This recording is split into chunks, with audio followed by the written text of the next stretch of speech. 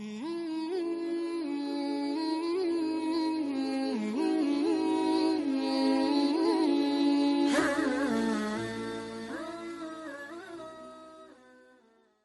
hamdalillah nahmaduhu wa nasta'inuhu wa nastaghfiruh wa na'udzu billahi min shururi anfusina wa min sayyiati a'malina man yahdihillahu fala mudilla lahu wa man yudlil fala hadiya lahu asyhadu an la ilaha illallah wahdahu la syarika lahu wa asyhadu anna muhammadan 'abduhu wa rasuluhu la nabiyya ba'dahu. Ya ayyuhalladzina amanu taqullaha haqqa tuqatih wa la tamutunna illa wa antum muslimun. Ya ayyuhan nasu taqu rabbakumul ladzi khalaqakum min nafsin wahidah wa khalaqa minha zawjaha wa batha minhuma rijalan katsiran wa nisaa'a wattaqullaha alladzi tasaaluna bihi wal arham innallaha kana 'alaikum raqiba. Ya ayyuhalladzina amanu taqullaha wa qulu qawlan sadida yuslih lakum a'malakum wa yaghfir lakum dhunubakum wa may yuti'illaha wa rasulahu faqad faza fawzan 'azima. Amma ba'd, fa inna asdaqal hadithi kitabullah wa khairal hadi hadi Muhammadin sallallahu alaihi wasallam wa syarrul umuri muhdatsatuha wa kullu muhdatsatin bid'ah wa kullu bid'atin dhalalah wa kullu dhalalatin finnar. Jamaah Jumat rahimani wa rahimakumullah. Agama Islam adalah agama yang sangat menjunjung tinggi keadilan. Keadilan bagi siapa saja, yaitu menempatkan sesuatu sesuai tempatnya dan memberikan hak sesuai dengan haknya. Begitu juga dengan toleransi dalam beragama. Agama Islam melarang keras berbuat zalim dengan agama selain Islam dan melarang keras merampas hak-hak mereka. Allah Subhanahu wa ta'ala berfirman, la yanhaakumullahu 'anil ladzina lam yuqatilukum fid din wa lam yukhrijukum min diyarikum an tabarruhum wa tuqsitu ilaihim innallaha yuhibbul muqsitin. Artinya, Allah tidak melarang kalian untuk berbuat baik dan berlaku adil terhadap orang-orang yang tiada memerangi kalian karena agama dan tidak pula mengusir kalian dari negeri kalian. Sesungguhnya Allah menyukai orang-orang yang berlaku adil. Al-Mumtahanah ayat 8. Syekh Abdurrahman bin Nasir As-Sa'di rahimahullahu ta'ala dalam tafsirnya menafsirkan ayat yang baru saja kita baca.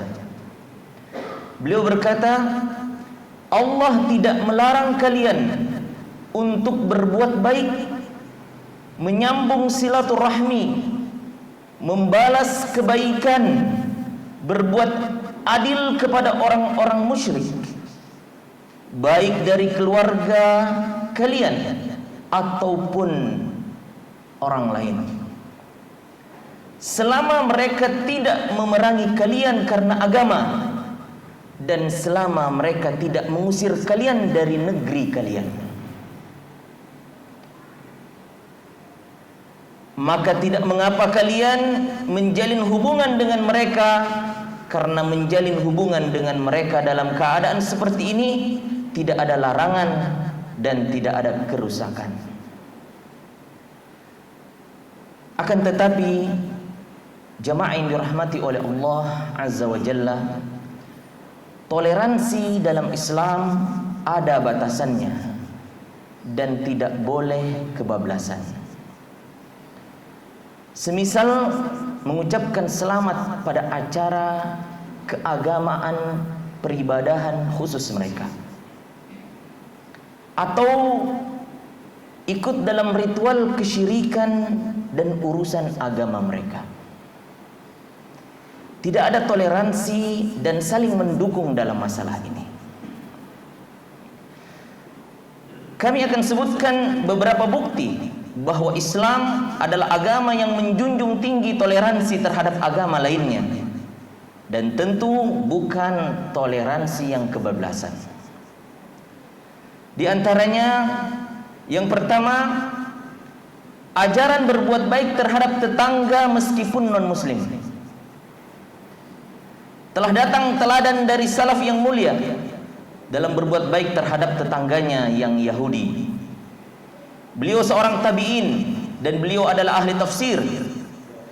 Imam Mujahid berkata, saya pernah berada di sisi Abdullah bin Amr, sedangkan pembantunya sementara memotong kambing. Dia lalu berkata, ya gulam, idza faradta fabda bijarina al-yahudi. Wahai pembantuku, jika anda telah selesai menyembelihnya, maka bagilah daging-dagingnya dan mulai dari tetangga kita yang Yahudi. Lalu salah seorang berkata kepada beliau, al-Yahudi aslahakallah, kenapa engkau memulainya dari orang Yahudi? Semoga Allah memperbaiki dirimu. Lalu beliau Abdullah bin Amr lalu berkata, inni sami'tu an-nabiy sallallahu alaihi wasallam yusi bil jar. Sesungguhnya aku telah mendengarkan Rasulullah sallallahu alaihi wasallam berwasiat agar memperhatikan tetangga. Hatta khasyaina au ruwina annahu sayuwarithuhu. Sampai-sampai Nabi sallallahu alaihi wasallam berkata, seakan-akan tetangga itu akan menjadi pewaris. Itu sebabnya beliau memperhatikan tetangga dan tidak membedakan antara satu tetangga dengan tetangga yang lainnya. Bahkan beliau mengawalinya dari seorang yang Yahudi. Yang kedua, bukti Islam memerintahkan kita berlaku toleran dan berlaku adil. Islam memerintahkan kita bermuamalah yang baik dan tidak boleh zalim terhadap keluarga dan kerabat meskipun non-muslim. Contohnya ayat yang menjelaskan ketika orang tua kita bukan Islam, maka Allah perintahkan kita tetap wajib berbakti kepada mereka dan berbuat baik dalam bermuamalah. Allah Subhanahu wa taala mengatakan, wa in jahadaka ala an tusyrika bima laysa laka bihi ilm fala tuti'huma wa sahibhuma fid dunya ma'rufa. Kata Allah, dan jika keduanya memaksamu untuk mempersekutukan dengan aku sesuatu yang tidak ada pengetahuanmu tentangnya, maka janganlah kamu ikuti keduanya. Jangan kamu ikuti kedua orang tuamu. Dan pergaulilah mereka berdua di dunia ini dengan baik. Ajakan kesyirikannya tidak diikuti, tapi Islam memerintahkan kita tetap berbakti kepada mereka, tetap berbuat baik kepada mereka. Yang ketiga, Islam melarang keras membunuh non-muslim, kecuali jika mereka memerangi kaum muslimin. Hanya yang memerangi kaum muslimin. Dalam Islam, orang kafir yang boleh dibunuh hanyalah kafir harbi, orang kafir yang memerangi kaum muslimin. Selain itu, semisal orang kafir yang meminta perlindungan atau orang kafir yang memiliki perjanjian damai dengan kaum muslimin, orang kafir zimmi, kafir musta'man, dan kafir mu'ahad, maka dilarang keras untuk dibunuh. Jika melanggar, maka ancamannya sangat keras dari Nabi SAW. Rasulullah sallallahu alaihi wasallam mengatakan, "Man qatala qatilan min ahli dhimmah lam yajid rihal jannah wa inna rihaha la yujadu min masiratin arba'ina ama." Barang siapa membunuh seorang kafir zimmi, maka dia tidak akan mencium aroma harumnya surga, padahal sesungguhnya bau surga itu tercium dari perjalanan 40 tahun. Hadis riwayat An-Nasa'i, disahihkan oleh Syekh Albani rahimahullah. Yang keempat, Islam memerintahkan kita adil dalam hukum dan peradilan terhadap non-muslim. Contohnya ketika Umar bin Khattab radhiyallahu anhu membebaskan dan menaklukkan Yerusalem, Palestina. Beliau menjamin warganya agar tetap bebas memeluk agama dan membawa salib mereka. Umar tidak memaksakan mereka memeluk Islam dan menghalangi mereka untuk beribadah, asalkan mereka tetap membayar pajak kepada pemerintah muslim. Berbeda ketika bangsa dan agama lain yang menguasai, maka mereka melakukan pembantaian. Umar bin Khattab juga memberikan kebebasan dan memberikan hak-hak hukum dan perlindungan kepada penduduk Yerusalem, walaupun mereka non-muslim. Jemaah yang dirahmati oleh Allah Subhanahu wa taala, kisah tentang Umar bin Khattab yang pernah mencambuk anak gubernur karena mencambuk putra seorang Yahudi sudah sangat masyhur. Bagaimana Umar bin Khattab menghukum dan memanggil putra gubernur beserta gubernurnya, gubernur muslim, karena telah berbuat zalim kepada seorang Yahudi, hingga Yahudi itu diberikan cemeti dan diperintahkan untuk balas mencambuk anak gubernur. Jemaah yang dirahmati oleh Allah Subhanahu wa taala, terang dalam Islam tentang keadilan dan perintah untuk toleransi terhadap agama lainnya.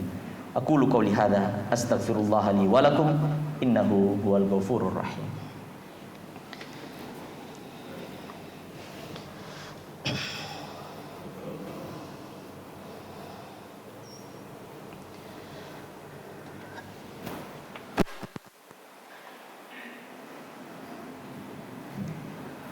Alhamdulillahi rabbil alamin wa bihi nasta'in ala umuri dunya waddin.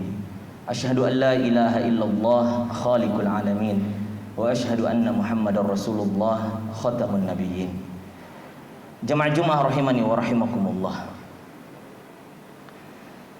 Lalu dari siapa ajaran toleransi kebablasan itu datang? Sesungguhnya ajaran toleransi kebablasan bukan dari Islam. Bahkan dia datang pertama kali dari orang-orang non-muslim terhadap Islam.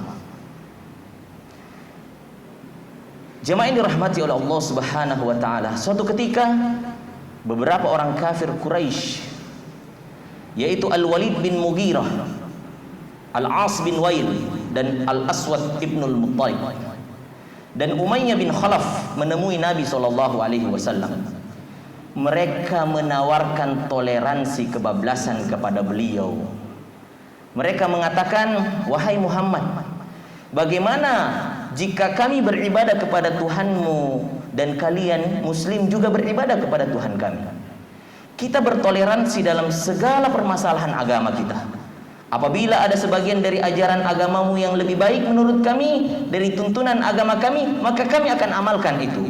Sebaliknya, apabila ada ajaran kami yang lebih baik dari tuntunan agamamu, engkau juga harus mengamalkannya." Disebutkan dalam tafsir Al-Qurtubi.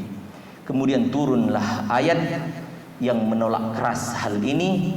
Qul ya ayyuhal kafirun la a'budu ma ta'budun wala antum 'abiduna ma a'budu wala ana 'abidun ma 'abadtum wala antum 'abiduna ma a'budu lakum dinukum waliyadin. Katakanlah wahai Muhammad kepada orang-orang kafir, hai orang-orang yang kafir, aku tidak akan menyembah apa yang kamu sembah, dan aku tidak pernah pula menjadi penyembah Tuhan yang kamu sembah. Untukmulah agamamu dan untukkulah agamaku.